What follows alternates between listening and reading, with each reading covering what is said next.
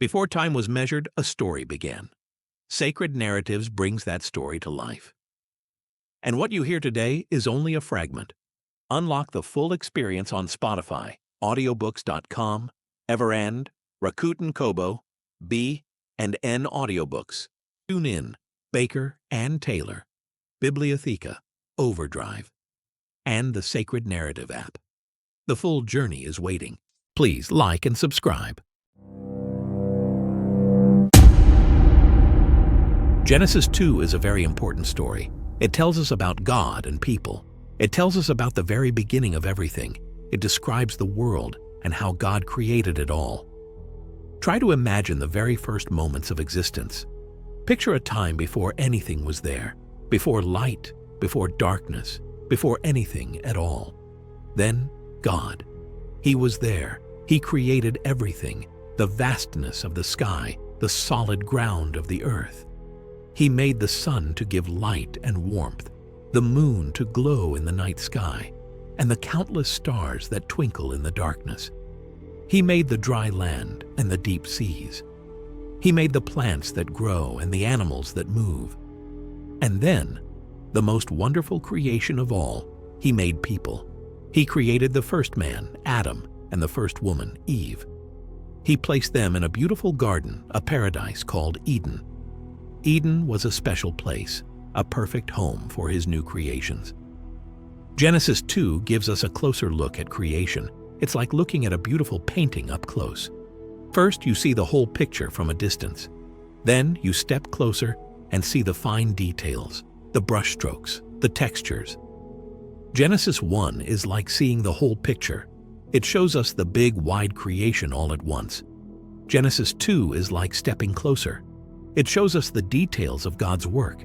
It shows us His personal touch, the care He took in making each and everything. It reveals the love and intention behind the creation of the world. God made Adam from the dust of the earth. Imagine that, simple dust, ordinary dirt, the very ground we walk on. God used it to make a man. God, the creator of the entire universe, used the humble material of dirt to form Adam. He shaped the dust into the form of a man, carefully molding and shaping it. Then God breathed life into Adam. He breathed His own breath, His own spirit, into the man He had formed. This breath was special. It was the breath of life, the very essence of God Himself. This breath made Adam alive. It made him a living, breathing being, capable of thought, feeling, and relationship. This tells us something important about people. We are connected to the earth. We are made from the same stuff as the earth, the dust, and the dirt. But we are also more than just earth. We have God's breath inside us. We have a spirit, a soul. We are connected to God in a unique and special way. We are both physical and spiritual beings. This is different from the animals. God made the animals from the earth too, but He didn't give them His breath. He didn't give them the same connection to Him that He gave to humans. Humans are special. We have a unique relationship with God, a connection that sets us apart. The Garden of Eden was a perfect place. It was beautiful and peaceful, a paradise beyond imagination. There was no pain, no suffering, no sadness. There was no death. Everything was in perfect harmony, living together in peace and tranquility. Imagine a garden filled with the most beautiful trees you have ever seen. Imagine the sweet smell of countless flowers blooming in vibrant colors. Imagine the sound of a gentle river flowing through the garden, its waters clear and sparkling. This was Eden. The trees were laden with delicious fruit, ripe for the picking. Rivers flowed through the garden, providing water for all the plants and animals. The water nourished the land, making it lush and fertile. Eden shows us how things should be between God and people. It shows us a perfect relationship, a relationship of love, trust, and harmony. God planted the garden Himself. He carefully chose the trees and plants, arranging them in perfect beauty. He made it a place of peace and joy, a place where He could walk and talk with Adam and Eve. enjoying their company and fellowship. God made Eve from Adam's rib. He saw that Adam was alone, and he knew it wasn't good for him to be alone. God, in his wisdom and love, decided to create a companion for Adam, someone to share his life and his paradise. So he made Eve. He made her to be Adam's companion, his helper, his partner, his equal. Eve was made from a part of Adam, a rib taken from his side. This shows us how close men and women are meant to be. They are connected, part of each other, two halves of a whole. They are equal in God's eyes, created to be together, to support each other, to love each other, and to share life's journey together. After creating everything, God rested. He took a break from his work, a pause in his creative activity. This shows us that rest is important. Rest isn't just for when we are tired or exhausted. It's part of God's plan for us, a necessary part of a balanced and fulfilling life. We are meant to work, to be productive and creative, but we are also meant to rest, to rejuvenate our bodies and our spirits. Both work and rest are good. Both are part of a balanced life, a life lived in harmony with God's design. God rested, and so should we. We should set aside time each week to rest, to recharge, and to reconnect with God, just like he did. Genesis 2 tells us that God likes to be with people. He walked with Adam and Eve in the garden. He talked with them, sharing his thoughts and his love.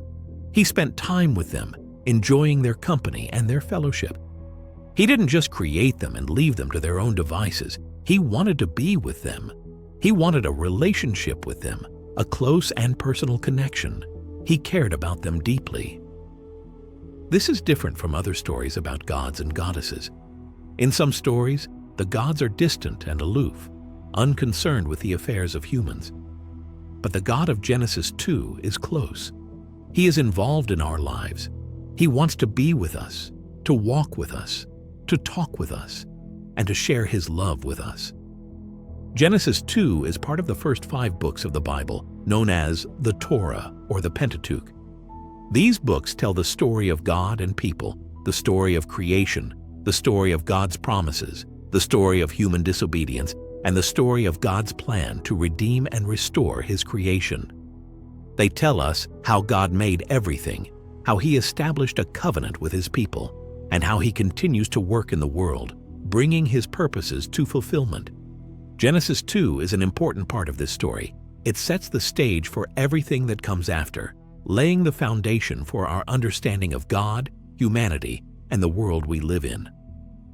Some scholars believe that the first 5 books of the Bible were written by many different people, not just Moses. They see different writing styles and different perspectives within the text. This idea is called the documentary hypothesis. These scholars believe that different writers contributed to the final text, each with their own unique understanding of God and his relationship with humanity. They call these writers J, E, P, and D. Each writer had different ideas about God. J portrays God as personal and relational. E shows God communicating through dreams and visions. P focuses on rules and regulations, emphasizing the importance of obedience and ritual. D emphasizes the covenant relationship between God and his people. These different writings were eventually combined, creating a rich and complex tapestry of faith and tradition. This makes the story richer and more nuanced, showing us different sides of God and different perspectives on his relationship with humanity. Genesis 1 and 2 tell the creation story differently. In Genesis 1, plants are created before people. In Genesis 2, people are created before plants. This isn't a mistake or a contradiction. It shows different ways of understanding God's work in creation, different perspectives on the order and process of creation. The Bible isn't a science book providing a literal, scientific account of creation. It's a book about God and people, about their relationship, and about God's plan for the world. Genesis 2 has many important ideas. It talks about creation, the Garden of Eden, marriage, rest, and God's desire to be close to us. These ideas are important for our understanding of God, ourselves, and the world around us.